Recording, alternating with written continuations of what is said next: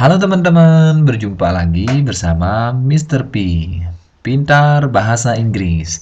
Nah, di video kali ini Mr. P akan membahas 7 grammar yang sering digunakan dalam bahasa Inggris.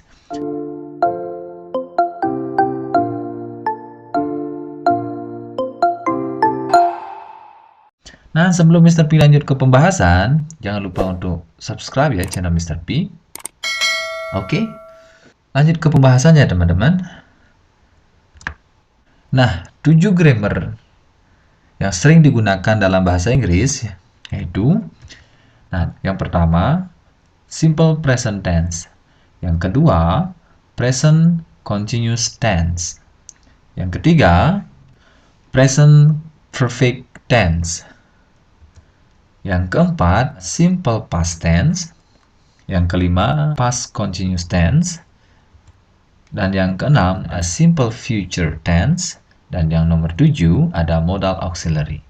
Jadi, dengan menguasai 7 grammar ini, Mr. P yakin teman-teman pasti lebih confident lagi di dalam menggunakan bahasa Inggris. Di pembahasan berikutnya, Mr. P akan menjelaskan satu persatu tenses ini dan diikuti dengan contoh agar teman-teman lebih mudah memahami dari tenses ini. Oke, lanjut ke pembahasannya ya teman-teman. Yang pertama yaitu simple present tense. Jadi di sini ada 3 fungsi dari simple present tense ya. Yang pertama, menceritakan sesuatu yang umum. Oke, yang sifatnya umum ya. Nah, contohnya di sini, my father is a teacher. Ayah saya adalah seorang guru. Jadi secara umum ya, di lingkungan sekitar saya, orang-orang tahu bahwa ayah saya itu adalah seorang guru. Oke. Yang kedua yaitu I ride a motorbike to the school. Artinya, saya mengendarai sepeda motor ke sekolah. Jadi, orang-orang tahu bahwa saya pergi ke sekolah mengendarai sepeda motor. Fungsi yang kedua yaitu menceritakan kegiatan yang diulang. Contohnya, I drink beer every morning. Oke, artinya saya minum bir setiap pagi. Dari contoh ini kita tahu bahwa aktivitas yang saya lakukan setiap pagi adalah minum bir. Oke. Contoh yang kedua, I text my girl every day. Artinya saya mengirim pesan ke pacar saya setiap hari. Oke. Artinya ya mengirim pesan setiap hari ke pacarnya. Oke, kalau yang punya pacar pasti ngerti ini ya. Oke. Oke, fungsi yang ketiga yaitu menceritakan fakta. Oke, fakta ya. Nah, di sini contohnya Indonesia has many amazing cultures. Jadi kita tahu bahwa Indonesia itu memiliki banyak sekali budaya ya, teman-teman. Oke. Nah, contoh yang kedua, the moon goes around the earth. Artinya bulan mengelilingi bumi. Itu dia fungsi dan juga contoh dari simple present tense. Nah, di sini simple present tense itu 90% pasti digunakan dalam percakapan sehari-hari ya teman-teman.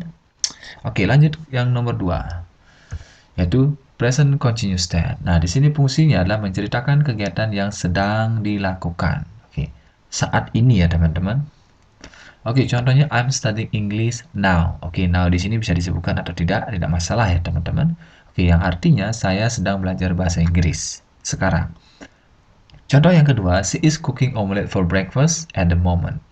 Oke, artinya dia sedang memasak telur goreng untuk sarapan. Jadi kegiatan yang saat ini dia lakukan adalah dia sedang memasak telur goreng. Oke, itu dia fungsi dan juga contoh dari present continuous tense ya teman-teman. Oke, lanjut ke nomor 3 yaitu present perfect tense. Nah, di sini fungsi dari present perfect tense adalah menceritakan kegiatan yang sudah dilakukan dulu, oke, dan sekarang masih dilakukan atau sekarang ada hasil dari apa yang kita lakukan dulu. Oke, contohnya, I have bought 5 apples today and the apples are in the refrigerator. Refrigerator. Oke, artinya saya telah membeli 5 buah apel hari ini. Dan buah apelnya ada di kulkas. Oke. Artinya, hari ini saya telah membeli 5 buah apel dan hasilnya atau efeknya adalah di dalam kulkas ada buah apel yang saya beli. Oke, teman-teman. Oke, contoh yang kedua, she has gone to the school for 5 minutes. Artinya, dia telah pergi ke sekolah sudah 5 menit ya. Artinya sudah 5 menit yang lalu. Oke.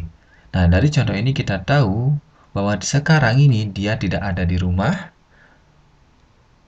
atau dia sedang di perjalanan menuju ke sekolah atau dia sudah berada di sekolah. Oke. Nah, itu untuk fungsi dan contoh dari present perfect tense. Oke, lanjut ke tenses yang keempat, yaitu simple past tense. Nah, di sini fungsi dari simple past tense itu adalah menceritakan kegiatan yang sudah berlalu ya, teman-teman. Oke, contohnya I ate omelette for breakfast this morning. Artinya saya makan telur goreng untuk sarapan pagi ini. Oke, pagi ini kan sudah berlalu ya, teman-teman. Jadi pagi ini saya sarapan telur goreng. Oke, untuk contoh yang kedua, they went to the beach last week. Oke, artinya mereka pergi ke pantai minggu lalu. Oke, nah dari contoh ini kita tahu bahwa minggu lalu dia pergi ke pantai. Itu sudah berlalu ya, teman-teman. Oke, itu dia fungsi dan juga contoh untuk tenses simple past tense ya. Oke, lanjut ke nomor 5, yaitu past continuous tense. Nah, di sini fungsinya adalah menceritakan kegiatan yang sedang dilakukan pada saat dulu. Oke, contohnya, they were going to the beach last week. Oke, artinya dia sedang pergi ke pantai minggu lalu. Sebagai gambaran, oke, misalkan ya, saat itu saya pergi ke rumahnya dia. Tetapi dia tidak ada di rumah. Ternyata dia sedang pergi ke pantai. Oke, jadi saat dia sedang pergi ke pantai itu adalah kegiatan yang dia lakukan saat dulu. Jadi, itulah fungsi dari penggunaan past continuous tense, yaitu menceritakan kegiatan yang sedang dilakukan pada saat dulu. Oke. Untuk contoh yang pertama, they were going to the beach last week. Oke, untuk contoh yang kedua, when my friend called me yesterday, I was eating omelette. Artinya, ketika teman saya menelpon saya kemarin, saya sedang makan telur goreng. Nah, di sini ada dua kegiatan ya, teman-teman, yang terjadi di masa lalu.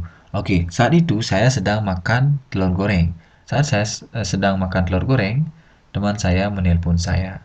Jadi kemungkinan saya tidak mengangkat telepon karena saya sedang makan telur goreng. Nah, seperti itu ya, teman-teman. Oke.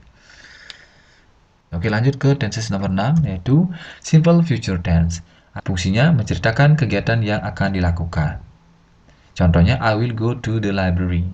Artinya, saya akan pergi ke perpustakaan. Nah, dari contoh ini, saya telah merencanakan bahwa saya akan pergi ke perpustakaan. Kemudian contoh yang kedua, yaitu they will play football this afternoon. Artinya, mereka akan bermain sepak bola sore ini. Oke, dari contoh ini kita tahu bahwa sore ini mereka akan pergi bermain sepak bola. Ya. Oke, lanjut ke nomor 7 ya, teman-teman, yaitu modal auxiliary. Modal auxiliary itu adalah kata kerja bantu ya, teman-teman. Oke, kata kerja bantu dalam bahasa Inggris.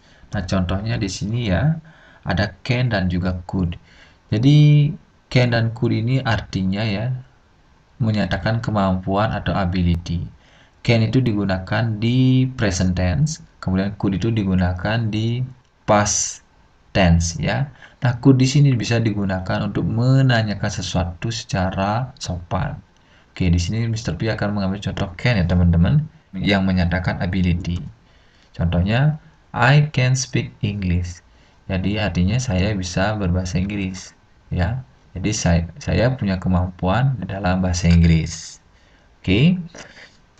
Oke, modal auxiliary yang kedua yaitu ada will dan would.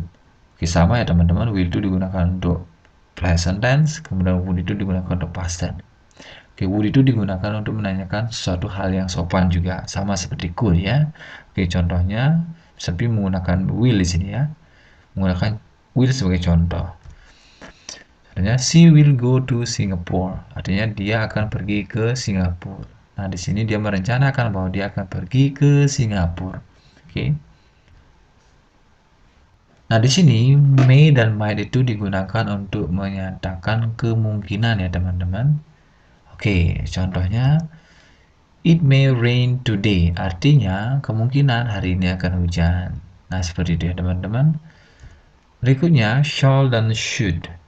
Jadi shall itu digunakan untuk subjek I dan we ya teman-teman.